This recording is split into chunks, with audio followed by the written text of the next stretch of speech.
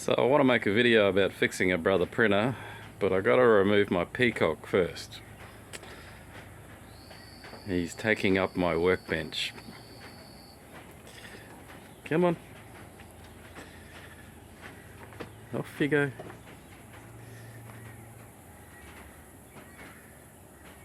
Come on. Off you go. Oh, not on the fuse unit. Oh. Come on. Off you go.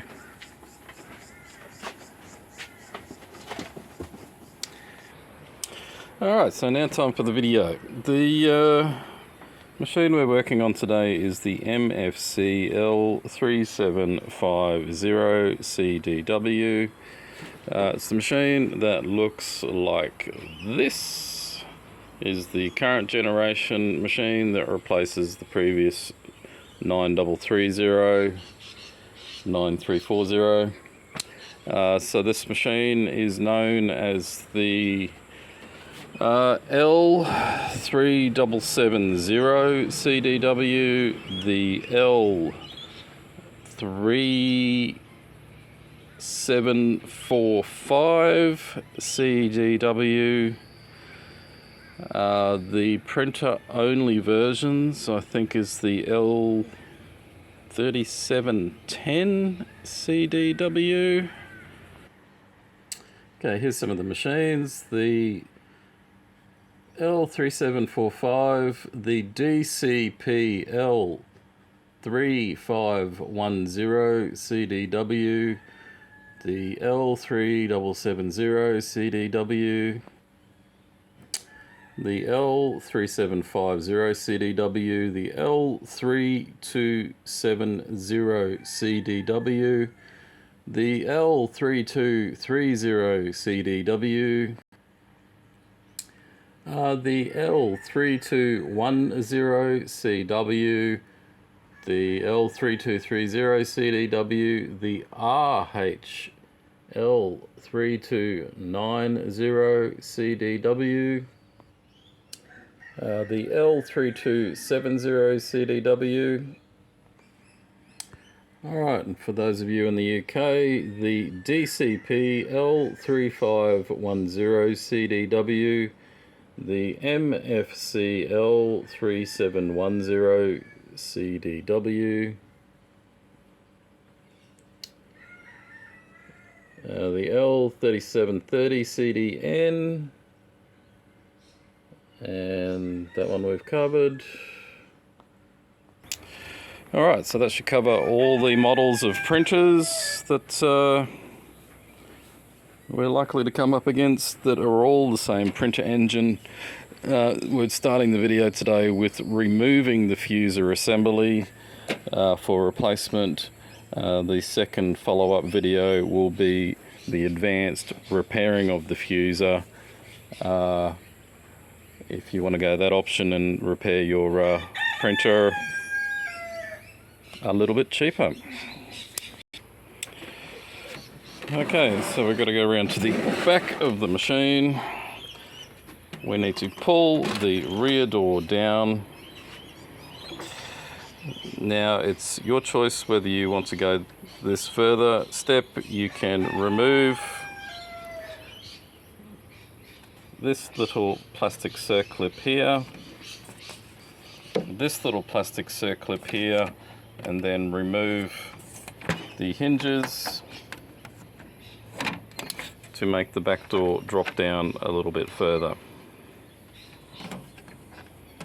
So I'm not going to bother doing that because I can repair it with the door just as is. Okay, the next step we have to do is we have to remove this screw here, and then we have to remove that screw in there to remove the cover plates.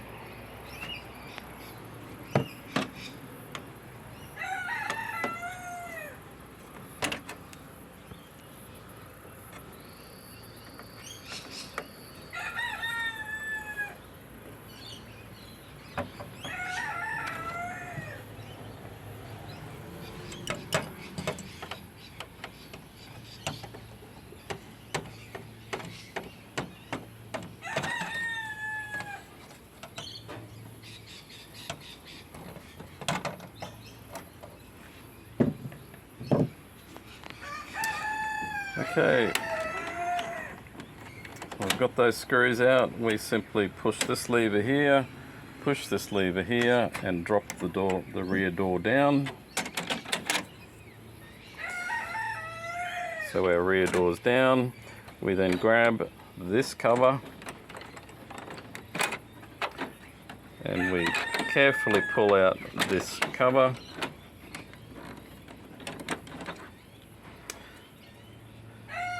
Okay. And on this side we grab this.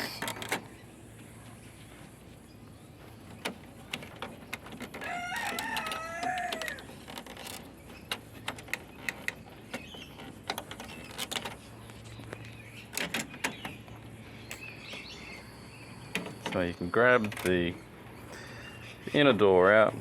Now that you've got this side cover plate off, you need to be wary of the sensor that is for the paper jamming and for the machine sensing where the paper is.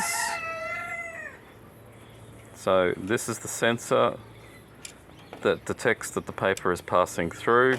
It is very common for people to be very lax and to break this particular arm over here on this side.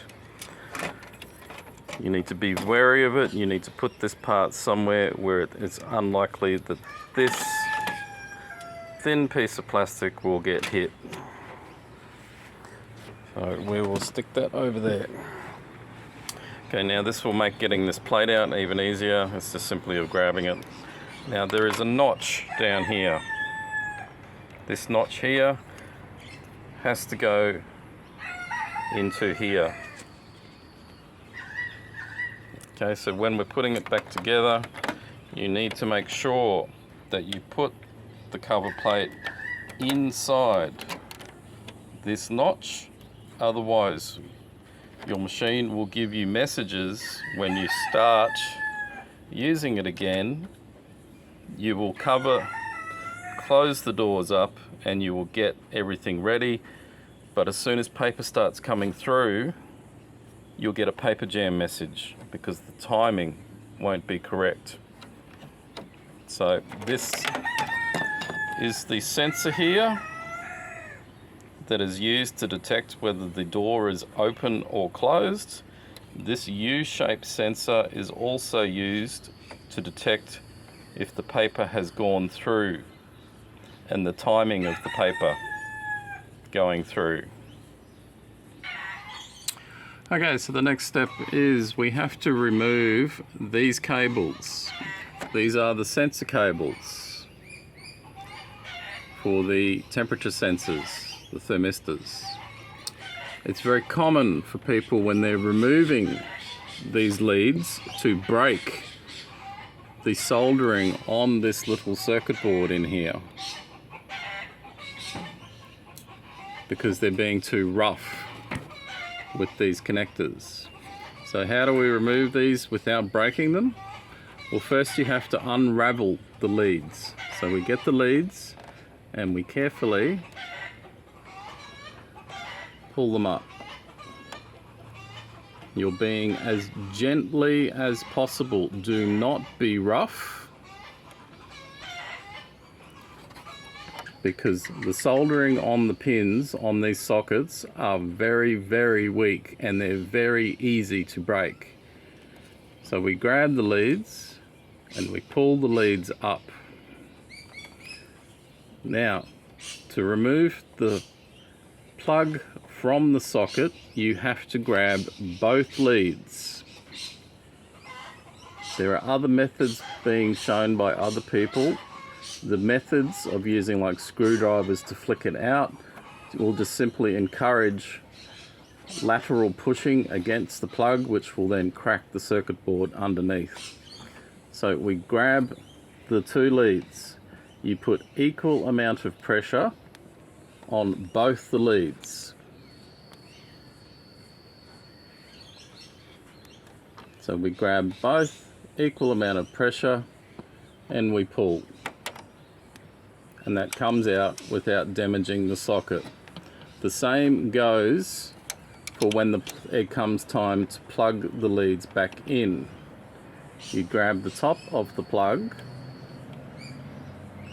you stick it in, and you push it in gently, very, very gently. You do not want to do any pushing, pulling in the horizontal plane. You will simply crack the soldering underneath. So once again, we grab both leads,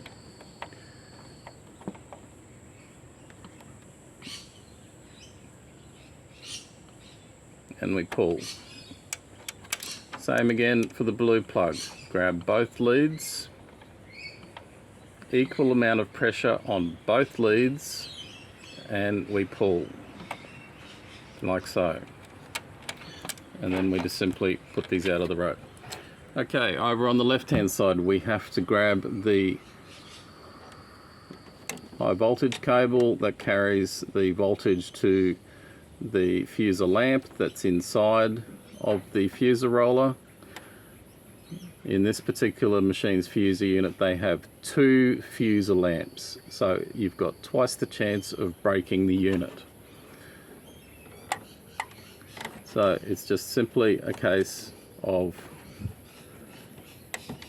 pulling it out.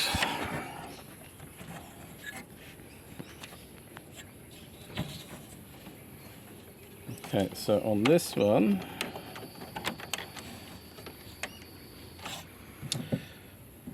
oh, they've changed everything. Great.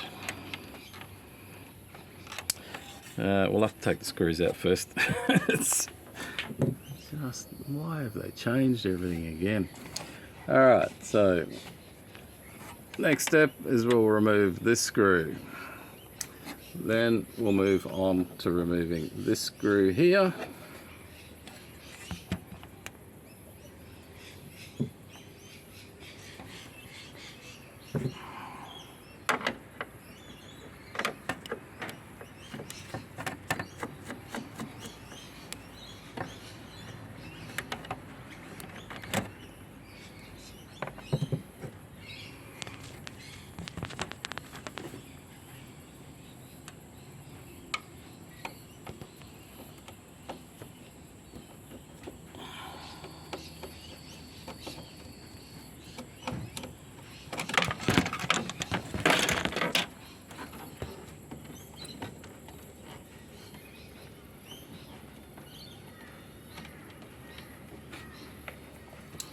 Okay, so we've got the 2 screws that hold the fuser assembly in.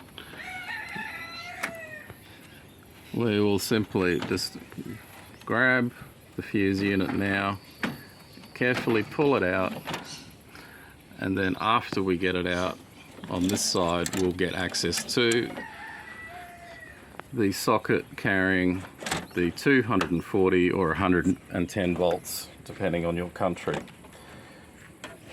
Now, to remove this plug from this socket, it's simply a case of squeezing the top, locking bit, so we grab it, squeeze it, and release it. So there you can see how it locks. It's just simply a squeeze lock. You simply push it down to unlock it. And that's it. The fuser is now free. And on this fuser unit we can see the damage that the customer has made. This particular customer has had a paper jam in the back of the printer, and they've attempted to remove the paper jam with what looks like a kitchen knife maybe,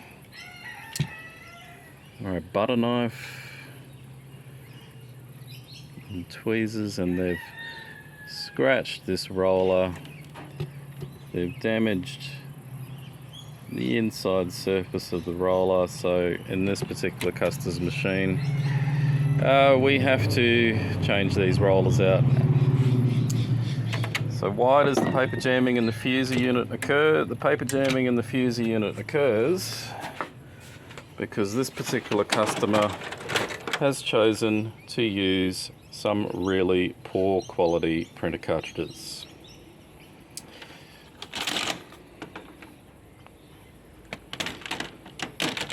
So what happens is this toner in these cartridges are well known to cause paper jamming in the fuser.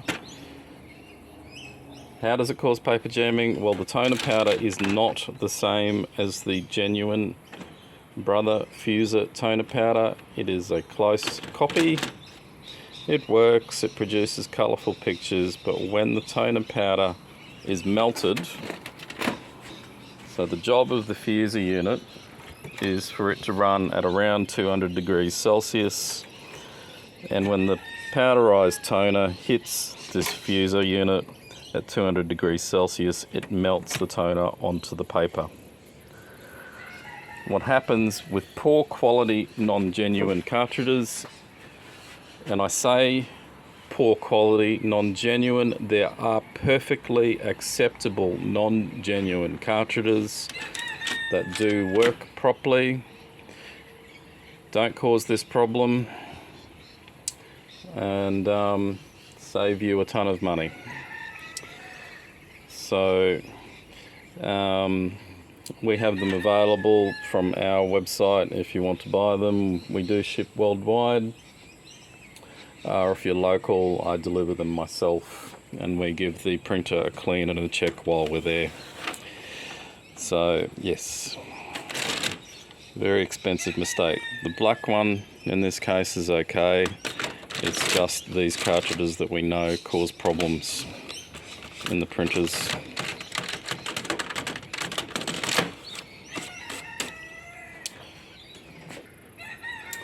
Okay, so putting the fuser unit back into the printer is just the reverse of what we have just done. It's just simply a case of just reversing the video and putting it all back in again. You need to plug the cable back in first, then put the fuser unit in, and then plug all the cables in and do it up, and you're done. So the next video we're going to repair this fuser unit. That'll be in the next video.